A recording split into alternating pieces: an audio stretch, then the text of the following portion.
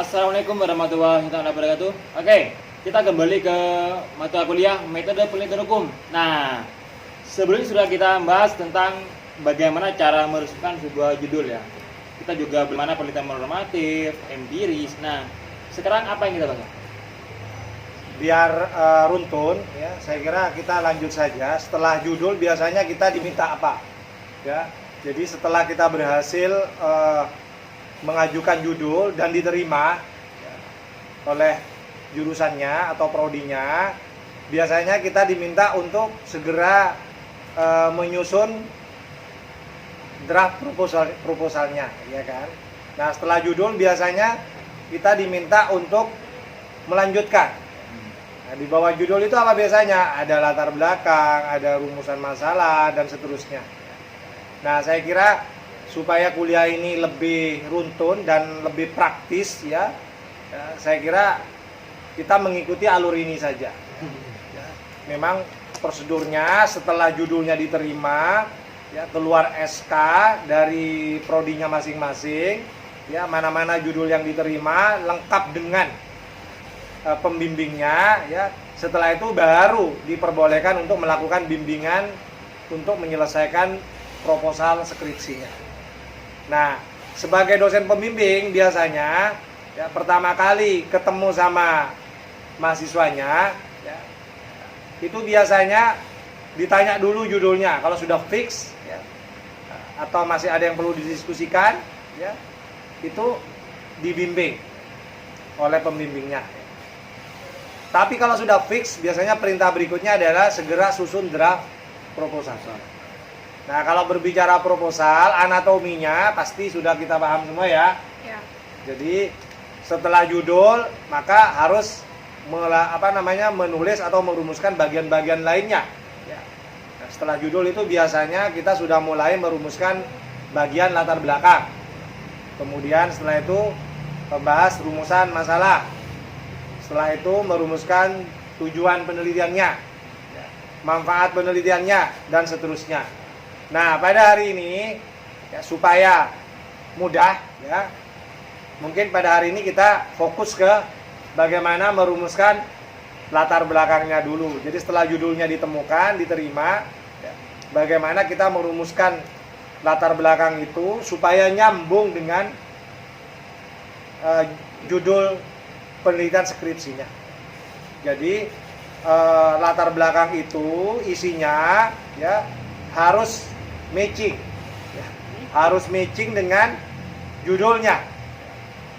Saya kasih contoh misalnya ya, kalau misalnya judulnya itu tentang perceraian, misalnya studi kasus tentang perceraian yang terjadi di pengadilan agama misalnya ya, maka latar belakang yang dirumuskan itu ya harus fokus kepada itu, fokus kepada judul yang diajukan, yang sudah di ACC tadi. Boleh saja Anda memulai narasinya dengan sesuatu yang umum dulu, bicara tentang perkawinan dulu ya, atau bahkan ada yang terlalu jauh menurut saya ya. Mungkin teman-teman nanti saya tanya ini satu-satu pengalaman menyusun latar belakang ya. Kadang-kadang memulainya dari yang jauh, dari Undang-Undang Dasar 45, memulainya dari Indonesia sebagai negara hukum gitu-gitu.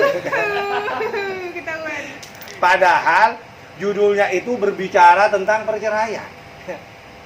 Tapi menyusun latar belakangnya itu ya sangat jauh dari perceraian, masih muter-muter bicara tentang negara hukum. Masih bicara tentang Undang-Undang Dasar 45 ya. Kalau memulainya dari narasi tentang perkawinan, saya kira dekat ya. Ya, antara narasi perkawinan dengan perceraian. Tapi ingat, berdasarkan pengalaman, kalau mau memulainya dari perkawinan, ya ini contoh ya. Kita buat narasi tentang latar belakang yang berhubungan dengan judul tentang perceraian itu, boleh kita memulainya dengan masalah perkawinan. Bagaimana teori-teori tentang perkawinan, bagaimana prakteknya, faktanya juga di lapangan seperti apa. Kalau misalnya itu nanti mau diarahkan ke empiris juga ya.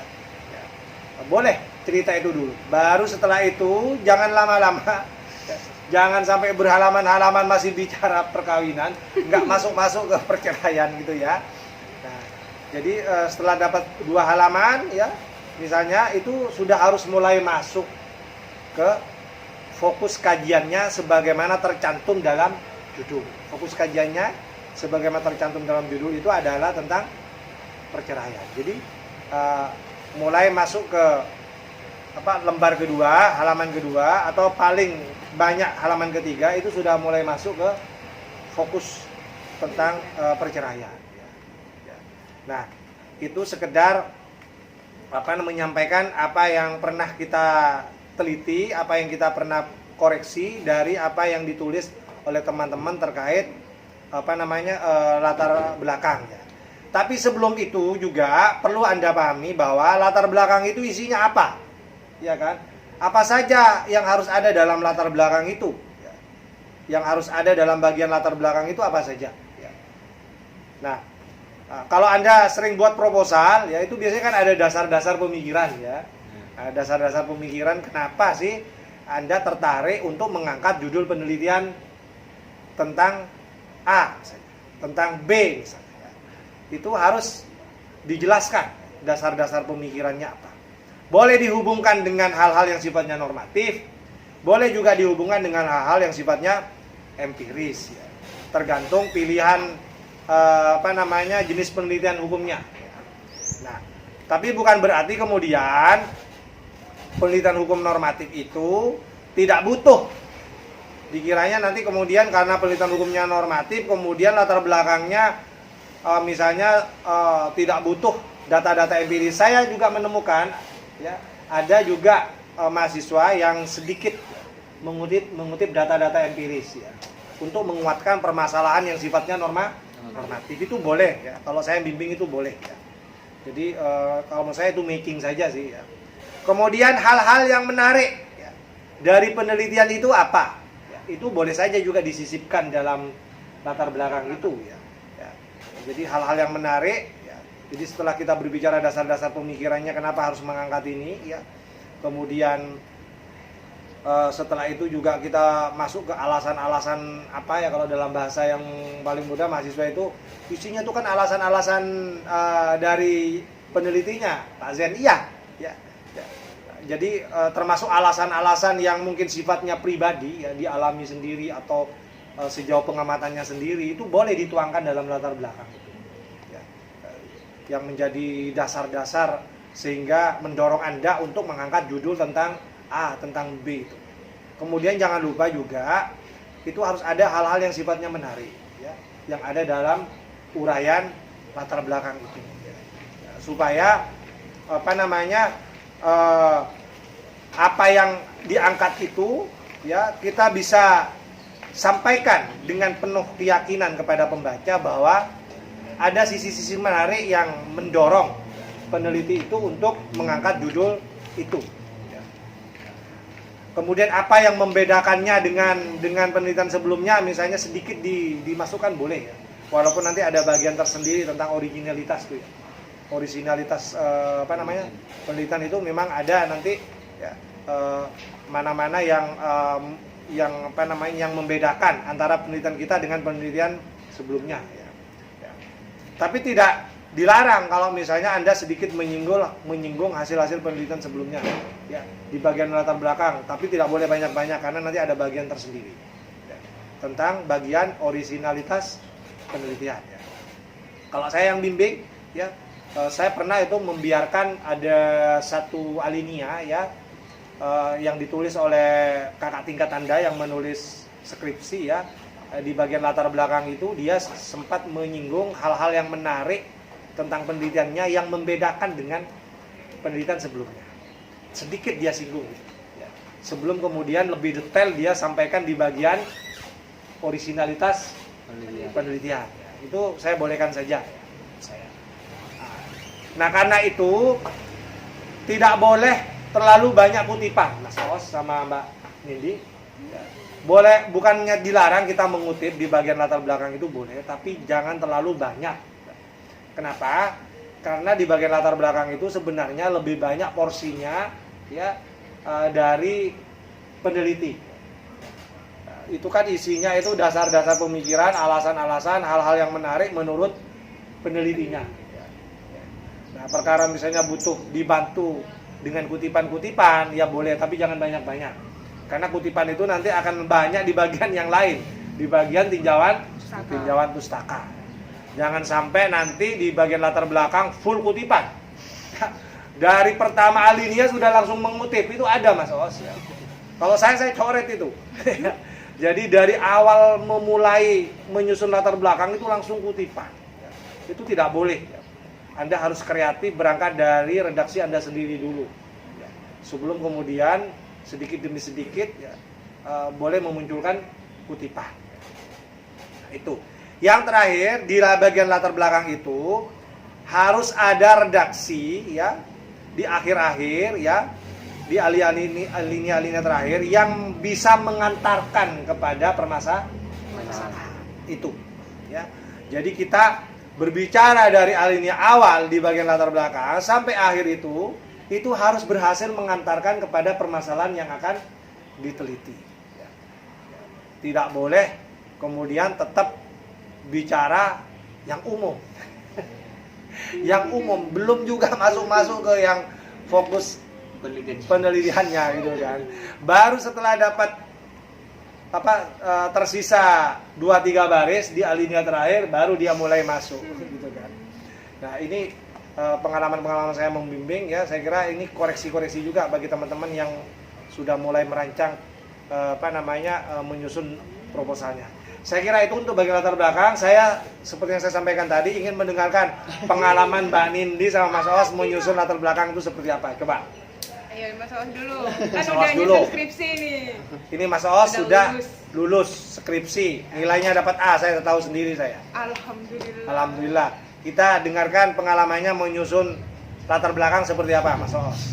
Sebenarnya kan ini latar belakang ini kan sebuah alasan kita untuk meneliti dan juga pemikiran-pemikiran terkait dengan perusahaan yang akan kita ambil. Saya biasanya kalau penelitian di latar belakang ini saya tulis dulu kerangkanya yang termasuk dalam poin-poinnya, yang termasuk dalam penelitian ini apa saja gitu. Setelah itu saya jabarkan dari yang umum ke yang khusus. Nah itu ciri saya itu dari umum khusus, dari khusus ke umum. Jadi saya itu kayak ibaratnya kalau piramida berarti piramida terbalik. Gitu. Yaitu tips dari kakak tingkat Anda ya. Ini jadi punya pengalaman menyusun proposal skripsi di bagian latar belakang itu berangkat dari yang umum baru ke khusus ya. Itu lazim ya. Itu lazim sudah dilakukan oleh teman-teman yang menyusun latar belakang ya di bagian penelitian skripsinya itu. Ya, dan saya juga baca-baca yang lain ya. Kayaknya kebanyakan ini penelitian dari umum dulu baru khusus ini. Ya, itu boleh. Yang lebih gampang kayaknya ini. Ya, yang lebih gampang. Tapi ada pilihan lain Mas Os ya. Ada yang memang langsung masuk ke khusus. Langsung masuk ke pokok permasalahannya. Jadi kalau judulnya itu tadi saya bicara tentang misalnya tentang perceraian, jadi dia memulai alinea pertama di bagian latar belakang langsung ke masalah perceraian. Langsung ke perceraian itu ada. Jadi dari yang khusus sampai kemudian mengantarkannya ke permasalahan yang khusus. Jadi dari alinea pertama sampai terakhir itu selalu bicara khusus sesuai dengan judulnya. Ada. Itu pilihan kedua. Pilihan pertama tadi dari yang umum dulu baru bicara masuk ke yang khusus ya. Yang tidak boleh itu ya, yang tidak boleh dan kayaknya lucu ya. Kalau dari yang khusus ke umum. Melebar itu. Melebar ya. Ini tidak pernah kita temukan. Karena apa? Karena penelitian ini harus fokus kepada bahasan khusus ya. Makanya latar belakangnya itu dari umum ke khusus. Jadi metode berpikirnya itu dari yang umum ke khusus ya. Nah, makanya setelah masuk ke khusus ya, baru kita akan berhasil masuk ke permasalahannya yang akan diteliti ya. Jadi tidak pernah saya temukan menyusun latar belakang loh ya, bukan penelitian keseluruhan ya. Ya kalau penelitian keseluruhan itu bisa. dari khusus ke umum itu bisa Mas Os. Tapi kalau latar belakang ya, kalau latar belakang itu umumnya katanya Mas Os tadi itu dari metode berpikir dari yang umum ke khusus atau dari khusus saja lurus misalnya. Itu ada yang model seperti itu ya. Tapi jarang ditemukan, bahkan tidak ditemukan kalau nyusun latar belakang itu berangkat dari yang khusus kemudian berakhir yang umum ya. Itu jarang. Kenapa? Karena kalau sudah mau mengantarkan kepada permasalahan, permasalahannya itu khusus. Khusus itu fokus ya. Fokus kepada permasalahan tertentu ya. Karena fokus kepada permasalahan tertentu, maka alinea terakhir dari latar belakang itu harus khusus. Khusus mengantarkan kepada permasalahan tertentu ya. Itu sekedar masukan kepada teman-teman. Mbak Nindi gimana pengalamannya ini Mbak Nindi? Apakah memakai negara hukum? Udah dibilangin duluan. Iya, jadi kemarin waktu mata kuliahnya Pak Zin juga yang ngajar metode penelitian hukum. Nindi itu buatnya latar belakang. Bener buat atau kertas? Enggak lah, buat lah. Kan isinya latar belakang kan pendapat sendiri juga bisa. Kan isinya bercerita. Tapi tidak terlepas dari negara Indonesia adalah negara hukum. Itu kalimat umum yang dipakai dulu. Karena dari situ baru bisa, oh iya habis itu masuk ke sini, barulah akhirnya bisa mengerucut. Nah, sekalian juga mau nanya nih sama Pak Zen. Ya, Itu kan di latar belakang kan berapa halaman sih Bapak? Bagusnya? Memang di buku pedoman tiap-tiap fakultas hukum itu berbeda-beda ya. Ya, berbeda-beda ya. Tapi kalau Anda bertanya kepada saya sebagai pembimbing ya, saya kalau membimbing skripsi ya, bimbingan saya yang menyusun latar belakang itu tidak boleh lebih dari 7 halaman kalau saya. Itu 7 halaman sudah banyak menurut saya. Ya. Pak itu yang mau jadi 2 aja udah bingung. Ya. Jadi itu maksimal sudah 7. Syukur-syukur kalau misalnya 5. Jadi kalau misalnya saya pasang interval ya 5 sampai 7. 5 itu menurut saya lebih bagus ya. Ya karena memang seperti yang disampaikan Mas Os tadi, di bagian latar belakang itu lebih banyak menyampaikan hal-hal yang memang itu berasal dari pikiran penelitinya. Ya. Kita ingin tahu dasar-dasar pikirannya apa sih kok dia mengangkat tentang judul itu. Ya. Apa yang menjadi dasar-dasar pemikirannya kemudian dia ingin meneliti tentang permasalahan itu. Ya. Jadi itu sebenarnya yang ingin kita ketahui dari bagian latar belakang. Ya. Makanya menurut saya jangan terlalu banyak-banyak. Biarlah nanti puas-puas di bagian pembahasan kalau misalnya mau berhalaman-halaman ya. Jadi sekali lagi sekedar ingin mengetahui dasar-dasar pemikiran seorang peneliti ketika memilih judul tertentu ya, cukuplah dituangkan menjadi 5 halaman saja di bagian latar belakang. Ya. Jadi kalau ditanya ke saya pribadi biasanya standarnya seperti itu kalau saya. Jangan sampai terlalu gemuk. Ini ada ini temuan saya ya. Terlalu gemuk.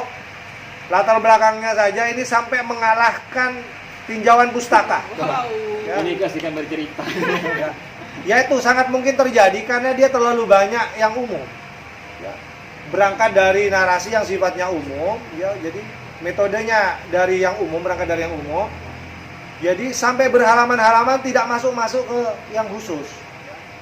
Sehingga berhalaman-halaman tidak sadar dia ya sampai tebal begitu, ya melebihi tebalnya menyusun tinjauan pustaka. Ya. Ini terjadi juga. Ini anatomi yang seperti ini nih kurang menarik ya, tidak seksi kalau seperti yang saya katakan kemarin ya. Jadi penelitian itu kalau anatominya mirip manusia, ya harus seksi.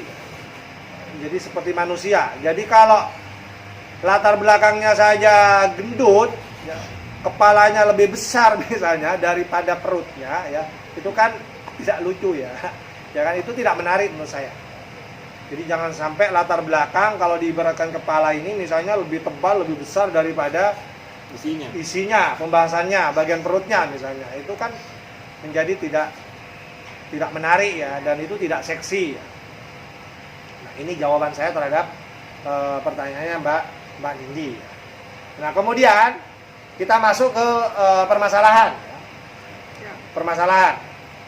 Nah, tadi saya sudah menyampaikan bahwa latar belakang yang baik itu manakala uraiannya itu bisa mengantarkan kepada permasalahan yang akan diteliti. Ya. Jadi antara permasalahan dengan latar belakang dengan judul itu matching, dalam bahasa matching, sinkron. Nah, setelah berhasil mengantarkan kepada permasalahan, maka kita akan rumuskan permasalahan. Kalau penelitian hukumnya normatif, maka permasalahannya juga harus dirumuskan secara normatif. Kalau penelitian hukumnya yang dipilih adalah penelitian hukum empiris, maka ya permasalahannya harus dirumuskan secara empiris. Nah, bagaimana cara merumuskannya, Pak Zen? Ya, umumnya merumuskan permasalahan itu dengan kata tanya. Kata tanya. Bagaimana itu yang banyak. Kalau yang suka deskriptif itu mesti didahului dengan bagaimana gitu ya. Ya. Apakah atau apa. Ya. Kemudian mengapa. Ya. Misalnya mengapa. Itu pertanyaan-pertanyaan yang selalu mendahului permasalahan yang dirumuskan. Boleh juga tidak menggunakan kata tanya, tapi pernyataan. Tetapi dalam pernyataan itu ya mengandung permasalahan. Contohnya ya. Saya kemarin menguji mahasiswa yang kebetulan Satpol PP. Dia menjadi anggota Satpol PP. Dia berbicara tentang usaha penertiban pedagang kaki lima menurut Perda nomor sekian tahun sekian tentang ketertiban umum. Ya, judulnya kurang lebih seperti itu. Ya. Nah, itu rumusan masalahnya tidak menggunakan kata tanya. Ya, tidak menggunakan kata tanya, tapi menggunakan pernyataan. Isinya apa? Contohnya ini sekedar contoh ya. Yang pernyataan. Kalau yang pertanyaan gampang ya. Yang pertanyaan gampang. Nanti mungkin Mas Oot sama Mbak ini bisa membantu saya. Saya kasih tahu yang pernyataan ini yang tidak lazim digunakan, tapi boleh kalau Anda mau menggunakannya. Misalnya dia mengatakan begini di rumusan masalahnya itu. Walaupun Perda nomor sekian tahun sekian tentang ketertiban umum sudah diberlakukan di Kabupaten Sumeneb, tapi ternyata pedagang kaki lima masih sulit ditertibkan. Ini terbukti ada banyak pedagang kaki lima yang masih ya melakukan kegiatan perdagangannya di tempat-tempat umum yang mengganggu ketertiban umum, seperti di taman bunga, seperti di di trotoar ya. Nah, ini tidak ada pertanyaan di situ, tapi pernyataan. Di dalam rumusan masalah itu ada pernyataan bahwa walaupun sudah punya Perda nomor sekian tahun sekian tentang ketertiban umum, ternyata ada permasalahan di situ. Ya. Jadi masyarakat dalam hal ini pedagang kaki lima ternyata masih belum taat aturan, taat Perda ya. Jadi walaupun ditertibkan berkali-kali tetap saja kembali. Ini permasalahan. Tidak perlu dirumuskan dengan kenapa, mengapa gitu ya. Bagaimana tidak. Ya. Tapi dengan memberikan pernyataan yang cuma beberapa baris itu, kita bisa paham bahwa permasalahan yang akan diteliti dalam skripsi saudara Satpol PP ini menyangkut atau melingkupi tentang itu. Bicara tentang efisiensi, dia ingin bicara tentang efektivitas. Dia ingin bicara tentang efektivitas Perda, keberlakuannya bagaimana di Kabupaten Sumeneb itu. Nah, itu kalau menggunakan kata tanya saya kira sudah biasa ya. Misalnya kalau yang normatif misalnya ya, bagaimana konsep, misalnya kalau bicara konsep ya, kalau misalnya ini menggunakan pendekatan konseptual ya, bagaimana konsep kekerasan psikis dalam rumah tangga menurut Undang-Undang nomor sekian tahun sekian tentang penghapusan kekerasan dalam rumah tangga. Ini permasalahan dalam penelitian hukum normatif. Ya. Jadi pertanyaannya bicara bagaimana konsepnya. Konsep sebuah perbuatan dapat dikatakan sebagai perbuatan kekerasan psikis. Ya. Seperti apa sih perbuatan itu dapat kita pahami sebagai kekerasan psikis dalam rumah tangga. Ya. Bagaimana itu dirumuskan dalam undang-undang tentang penghapusan kekerasan dalam rumah tangga. Kalau Anda tidak tahu, maka ini bisa dijadikan sebagai sebagai permasalahan. Ya. Karena memang banyak orang tidak tahu bagaimana konsepnya itu. Apakah orang yang marah-marah kepada istrinya itu langsung dibilang ini kekerasan psikis misalnya, ya kan? Itu banyak tidak tahu, dan undang-undang tidak sedetail-detailnya menjelaskan itu. Untuk menjawab masalah itu perlu penelitian yang sifatnya normatif, sehingga muncul pertanyaan itu. Bagaimana sebuah perbuatan dapat dikatakan sebagai perbuatan kekerasan psikis dalam rumah tangga menurut Undang-Undang Nomor Sekian Tahun Sekian tentang penghapusan kekerasan dalam rumah tangga. Itu. Kalau misalnya ingin merumuskan permasalahan dalam penelitian hukum empiris, menggunakan kata tanya, bagaimana misalnya? Biasanya kalau empiris ini kan lebih kepada, kalau saya mengenai lebih kepada bagaimana implementasi dalam masyarakat, kan bagaimana penerapan Undang-Undang Nomor 12 Tahun 2009 gitu kan, katakannya seperti itu. Tapi ketika kita ditarik dalam normatif, ini ada beberapa pemahaman atau dosen ya. Dia tuh kalau pakai kata bagaimana ini bukan penelitian normatif gitu. ada, betul. Karena menyatakan kalau itu empiris. Kalau bagaimana ini lebih kepada empiris. Ya, makanya setelah dirumuskan dalam bentuk pertanyaan itu, boleh juga diikuti dengan tambahan ruang lingkupnya, penegasannya. Ada uraian berikutnya yang menegaskan ruang lingkup dari apa yang dirumuskan sebagai permasalahan itu.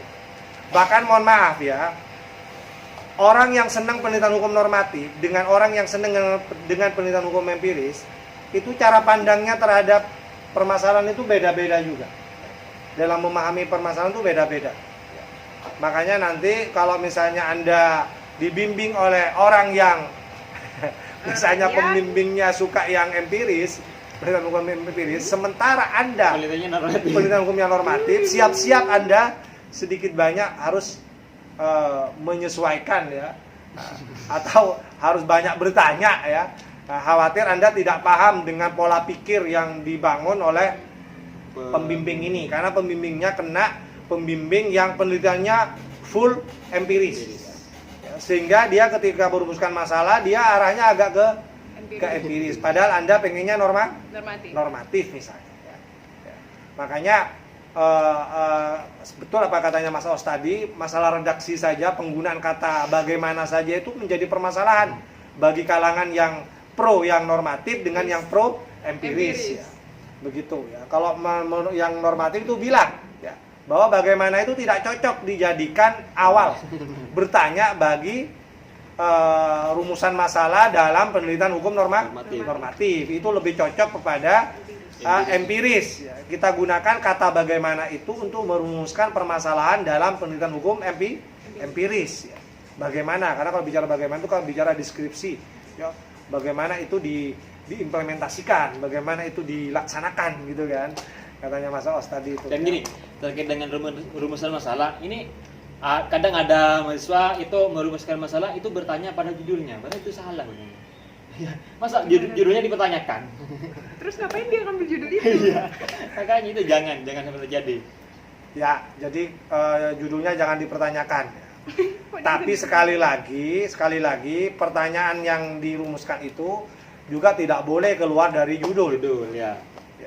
Jadi itu yang saya ingatkan. Tapi judulnya jangan dipertanyakan lagi, karena memang itu judul yang Anda yakini kebenarannya ya. Tanda petik, artinya sudah srek dengan judul itu ya. Jangan dipertanyakan lagi di permasalahan itu. Tapi kalau merumuskan masalah tidak boleh keluar dari judul. Tidak boleh keluar dari judul. Nah, mau nanya nih Bapak, dalam rumusan masalah itu kan ambil dua. Nah, itu dua-duanya harus sama-sama bagaimana, atau boleh satunya bagaimana, satunya apakah? Itu gimana, Pak? Boleh. Ya, mau bagaimana semua yang digunakan kata tanyanya ya boleh. Ya, mau pakai pertama misalnya mengapa misalnya, yang kedua bagaimana boleh. Yang pertama apa atau apakah, yang kedua bagaimana boleh. Ya. Tergantung bagaimana Anda ingin mengarahkan fokus dari permasalahan yang akan diteliti begitu ya. Jadi silakan saja pilih pilihan kata tanya yang sesuai, yang relevan dengan apa yang akan Anda teliti. Nah, tapi sekali lagi, Anda yang ingin melakukan penelitian hukum normatif sebaiknya juga harus tahu caranya merumuskan permasalahan secara normatif. Ya. Anda yang ingin meneliti atau melakukan penelitian hukum empiris, Anda harus tahu bagaimana merumuskan permasalahan secara empiris ya. Jangan seperti kemarin itu ada di sidang ujian itu Mas Awas, ya, sudah masuk sidang ujian itu ternyata ada loh mahasiswa itu yang nggak paham dengan permasalahannya yang diteliti itu. Ya. Coba kemudian itu menjadi sebuah kesalahan yang fatal, kemudian harus diulang. Ya, sampai dari sangat down ya. Sampai ditanya sesuatu yang mudah saja nggak bisa jawab. Ditanya tentang apa itu masalah gitu ya. Sebelum dia masuk ke permasalahan yang dirumuskan, ditanya masalah itu apa sebenarnya. Ya. Kenapa Anda menganggap ini sebagai sebuah permasalahan? Itu saja bingung. Ya. Makanya permasalahan menurut peneliti empiris dengan peneliti hukum normatif itu kadang-kadang beda. Ya. Ya. Sampai dosen penguji yang saya tahu ini adalah dosen penguji yang sehari-hari pikirannya empiris itu ya, aliran hukumnya agak-agak empiris itu, sampai bilang seperti ini di masyarakat itu tidak ada masalah. Dihubungkan dengan masyarakat ini ya. Jadi apa yang Anda teliti ini di masyarakat itu nggak ada masalah, sehingga sebenarnya Anda yang cari-cari masalah. Coba bayangkan di sidang akhir itu diberikan statement seperti itu. Jadi di masyarakat apa yang Anda rumuskan ini nggak ada masalah, ini baik-baik saja di sana. Kenapa dijadikan masalah? Jangan-jangan Anda yang cari-cari masalah. Ya, coba. Ya, ini hal-hal yang menurut saya penting dipahami ya, supaya kita tahu caranya merumuskan permasalahan yang sifatnya normatif dengan merumuskan permasalahan hukum yang sifatnya empiris. Ya. Saya kira itu Mas Oos. Ya, saya kembalikan kepada Mas Oos karena sudah 30 menit. Ya. Baik, terima kasih. Oke, terima kasih Ustaz. Ada lagi Mbak ini? Sudah cukup. Oke, kalau nggak ada boleh ditutup ya. Kita tutup. Tutup dulu. Ya. Oke, terima kasih teman-teman terkait dengan perkuliahan hari ini. Kita tutup perkuliahan metode penelitian hukum. Assalamualaikum warahmatullahi wabarakatuh.